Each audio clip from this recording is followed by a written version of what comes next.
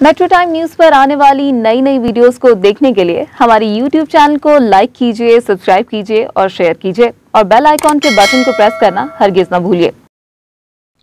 अस्सलाम वालेकुम। Metro time news के साथ मैं आदिल अकमल सुल्तान हूं। आज हम मौजूद हैं सियालकोट में, जो पूरे पंजाब में कंटोनमेंट बोर्ड्स के इलेक्शंस होने जा रहे हैं।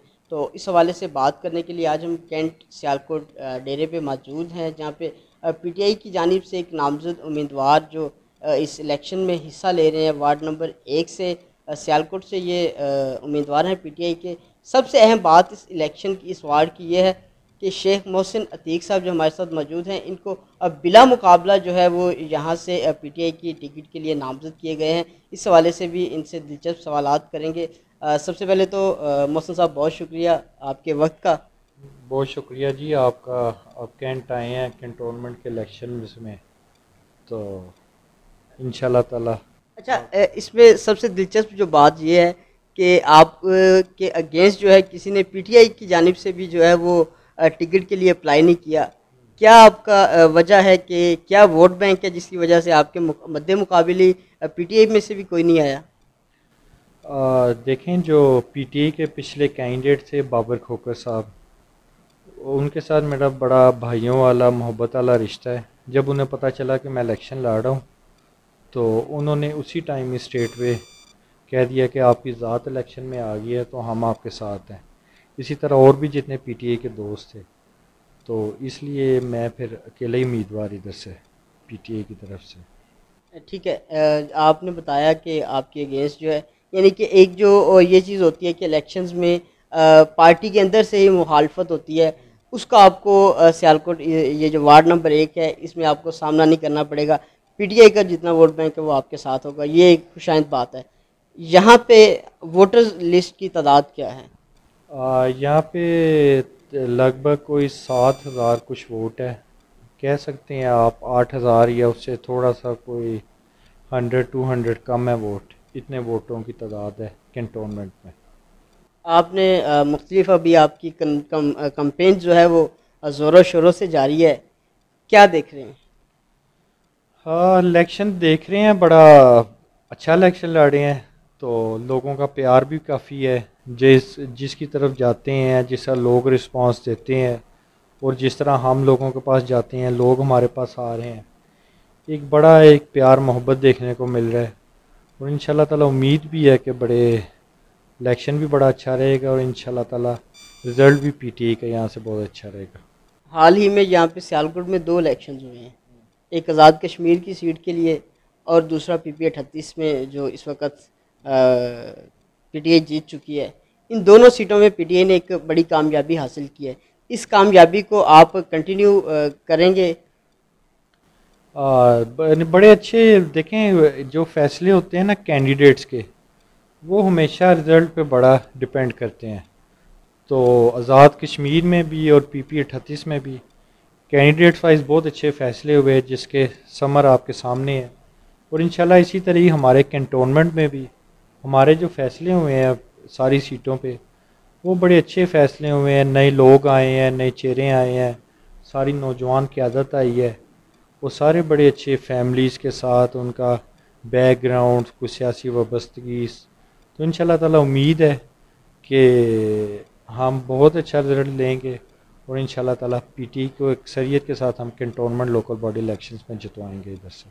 हमेशा इलेक्शंस में एक चीज़ जो होती है, मुखालफिन जो है वो एक ववेला करते हैं कि मरूसी सियासत, एक पाकिस्तान में एक बड़ा लफ्ज़ है, मरूसी सियासत के अपने जो बड़े लोग होते हैं उन्हीं को टिकट दिया जाता है। आपका बैकग्राउंड क्या था जिसकी वजह से आपको टिकट मिला? मेरा बैकग्राउंड ये है कि मेरे वालिद साहब लास्ट 97 में यहाँ के वाइस प्रेसिडेंट कैंटोनमेंट बोर्ड रहे हैं, और उसके बाद कोई 14, 15, 17 साल इलेक्शंस नहीं हुए। उसके बाद जब 2015 में भी इलेक्शंस हुए, तो उस टाइम भी हम लोगों ने जो कैंडिडेट खड़े किए वही यहाँ से कामयाब भी हुए। उसके बाद कोई नागज़ीर वजूहात की वजह से हम अलहदा हो गए, तो उसके बाद हमारा सफ़र पीटीआई के साथ शुरू हुआ। तो अब नए फिर दोबारा बल्दियाती इलेक्शंस आ गए हैं, तो इंशाल्लाह उम्मीद है कि इस दफ़ा खुद लड़े हैं। पहले से ही बहुत अच्छा रिस्पांस भी है लोगों की मोहब्बत भी है और इंशाल्लाह ताला बेहतर आएगा इसमें। फर्स्ट टाइम आप एक इलेक्शन लड़ने जा रहे हैं, कैसी फीलिंग है? फीलिंग मेरे से ज़्यादा यहाँ के नौजवानों की है, लोगों की है। मैं तो उनकी मोहब्बत, उनकी कमिटमेंट और जिस मोहब्बत के साथ वो मुझे सपोर्ट कर रहे हैं, मैं चाहता हूँ कि आप अगर मेरा इंटरव्यू कर रहे हैं तो आप बाहर भी निकलें, कैंटोनमेंट के लोगों से भी मिलें, किसी गली में जाएं, चौकों पर जाएं, लोगों से पूछें खुद, आपको खुद बेहतर फील होगा कि मैं तो बड़ा एक्साइटेड हूँ लोगों के जज्बे देख के। कोई मेरे लिए किसी गली में निकल रहा है, कोई मोहल्ले में निकल रहा है, अपने रिश्तेदारों के पास जा रहे हैं, लोगों के पास जा रहे हैं। मुझे तो फील ही नहीं हुआ कि मैं इलेक्शन अकेला लड़ रहा हूँ या हमको 5-7 लोग, हर बंदा, हर दोस्त, इवन के हर मोहल्लेदार, हर हमसाया और हर इस वार्ड में रहने वाला नौजवान मेरा इलेक्शन लड़ रहा है और इतना अच्छा रिस्पांस है कि यकीन कीजिए मैं इन सारे दोस्तों की मोहब्बत का कर्जदार हूँ। जिस तरह ये मोहब्बत दे रहे हैं इंशाल्लाह ताला उम्मीद है कि रिज़ल्ट भी इसी तरह होगा जिस तरह की लोगों ने मोहब्बत का इजहार किया है। कैंपेनिंग हमारी बड़ी अच्छी है, हमारे जलसे, रैलीज़, जुलूस और लोगों ने जिस तरह का हमारे इस्तकबालिए किए। मैं कागज़ जमा अपने करवाने गया, नॉमिनेशन पेपर्स, मैं कोई कह लें कोई आधा घंटा रात को सारे दोस्तों को कॉल्स की कि आपने कल सुबह 11 बजे आना है।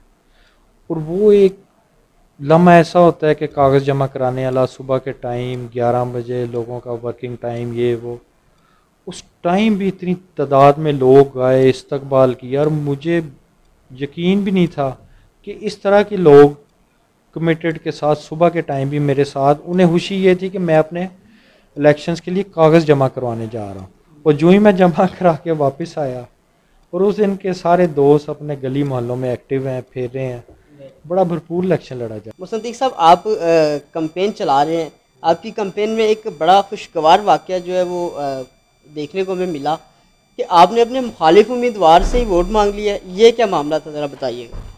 ये कुछ ऐसे वाक़या पेश आया कि मैं अपने दोस्तों के साथ निकला हुआ था डोर टू डोर कैंपेन पे। तो हम जिस एरिया में जा रहे थे, जिस मोहल्ले में जा रहे थे, वहाँ के जब लोग बाहर आते थे, मुझे देखते थे, वो सारे मेरे साथ आगे जाना शुरू हो गए। हमने फेज़ वाइज एक जगह से दूसरी जगह कैंपेन करते करते जब हम डोर टू डोर वापस करके आ रहे थे तो मेरे साथ थे कोई 30-35 दोस्त थे। तो आगे से मुझे मिल गए मेरे जो मुकाबिल उम्मीदवार हैं, वो अपने किसी एक दोस्त के पास बैठे हुए थे।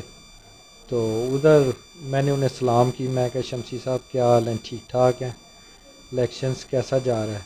तो उधर हमारी गपशप हुई बड़े अच्छे तरीके से, उन्होंने बड़ा पुरहलूस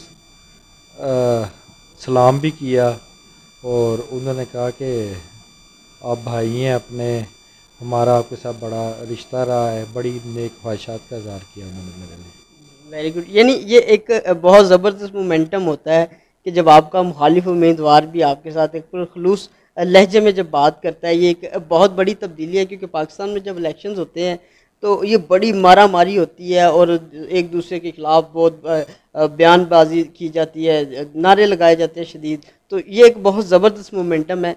इस हवाले से आप क्या कहेंगे? कैंट का जो हमारा ओवरऑल एटमॉस्फियर है ये बड़ा पुरअमन, पुरसकून और बड़ा फ्रेंडली इन्वायरमेंट होता है।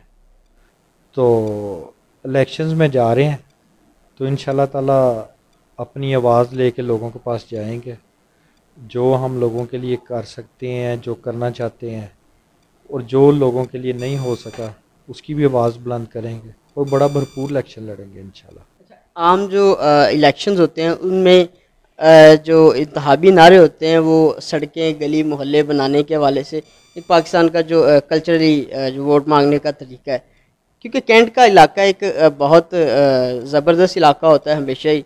तो यहाँ पे जो इंतखाबी नारा होता है वो क्या, इस हवाले से भी थोड़ा सा बताइएगा। यहाँ के लोगों के बड़े मसाइल हैं कैंटोनमेंट बोर्ड के हवाले से। लोग कैंटोनमेंट बोर्ड जाते हैं, किसी की सुनवाई नहीं होती, किसी की इज़्ज़त एहतराम नहीं होता, यहाँ लोगों के मसाइल हल नहीं होते। तो लोग अगर मुझे वोट देना चाह रहे हैं या मेरे साथ जो दोस्त खड़े हैं, मैं समझता हूँ उसमें ज़्यादा तादाद लोगों की मेरे साथ कमिटमेंट की और मेरे साथ खड़े होने की वजह ये है कि उन लोगों को इस चीज़ का पता है कि ना मैं झुकने वाला हूँ ना मैं बिकने वाला हूँ।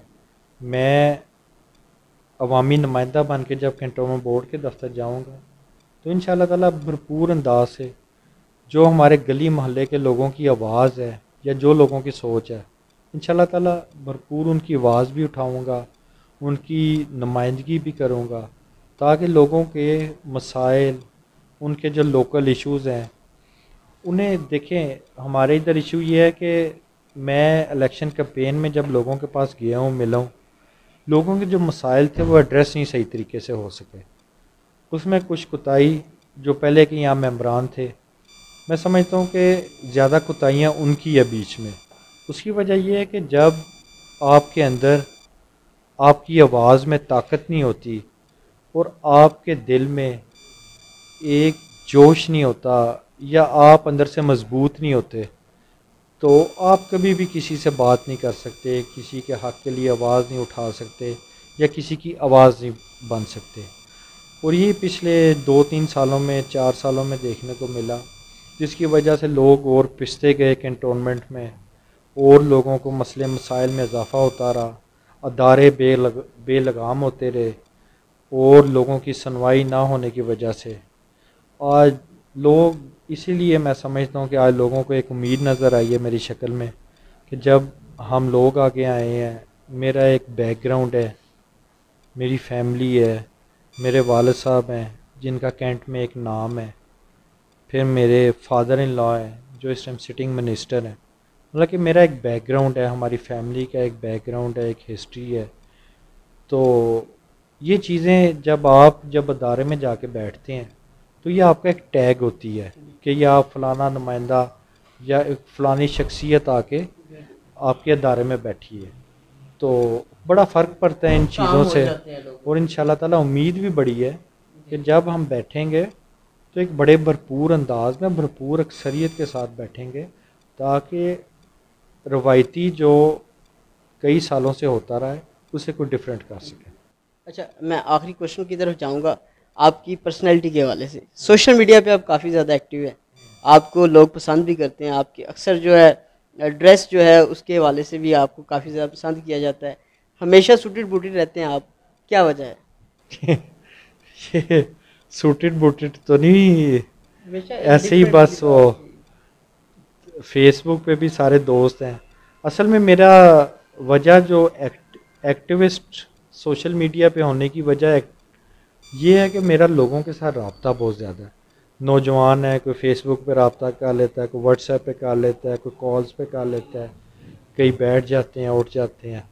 फिर उसके बाद कोई तैयार शर होने के हवाले से तो डेली जब सुबह उठते हैं तो तैयार शर होकर बाहर निकलते हैं, तो सारा दिन अभी भी सुबह की तैयार हुए हुए हैं, निकले हुए हैं।